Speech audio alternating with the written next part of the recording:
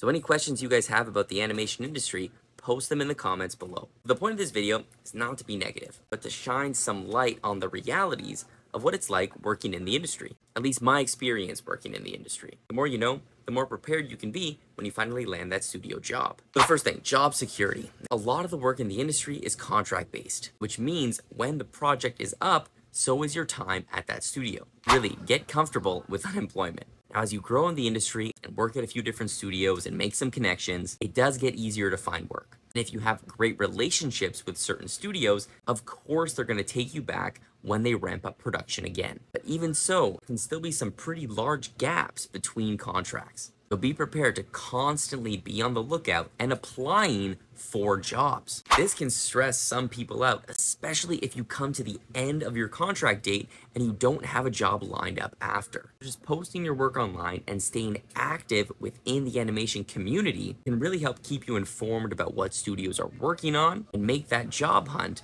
a lot easier and less stressful. The next one, tight deadlines and burnout. My experience, deadlines on TV shows can be pretty tight, usually 1 or 2 weeks per episode. This can vary depending on what show you're working on and what studio you work at. I've had as much as 5 weeks to complete an episode and as little as 1 week. Point is, there's not really a time where you can just sit back and relax. Once you finish one episode, you jump right on to the next. This cycle of constantly meeting these tight deadlines can cause a lot of stress and a lot of burnout if you're not careful. Thankfully, the production teams at most of the studios I've worked at have been really amazing. And even though deadlines have been really tight, they do their best to reduce the stress on the animators, which is nice. But in the industry overall, it's extremely easy to overwork, work long hours, and even on the weekends. I'm finding as I'm getting more experienced in the industry, I'm taking more time to actually plan out how I'm going to finish my shots. Something as simple as figuring out exactly how many frames I have to do that week and tracking my progress has really helped me stay on track and reduce the amount of weekends I've had to work.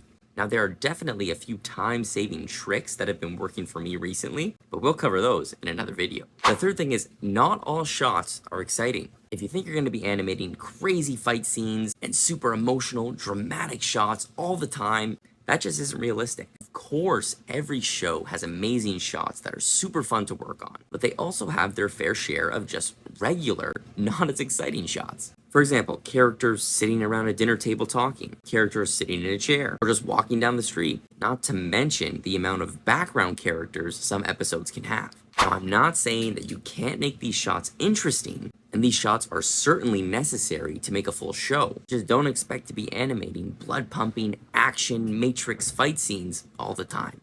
And the last con, how am I going to put this, is your creative vision versus the money.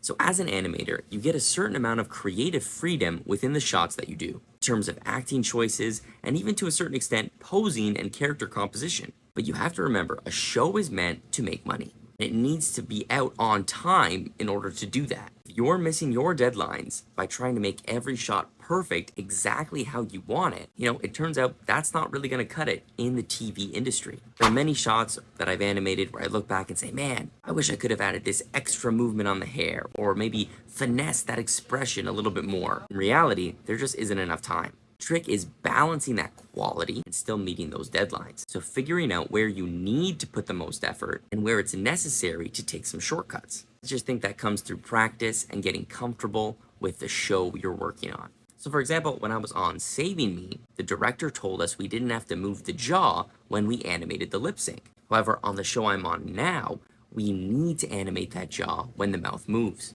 So I can no longer take that shortcut. Knowing the animation style, knowing what the director wants, knowing what your supervisors will call in their notes, it's all going to help you keep the quality up and meet those deadlines. Yeah, those are 4 things that I wish I knew when I first started working in a studio. Hopefully it sheds some light and you're more prepared when you finally land that studio job. Other questions you have about working in the industry, post them in the comments. Or if you're already working in the industry, what do you think about it? Thanks for watching, and I'll see everyone in the next video.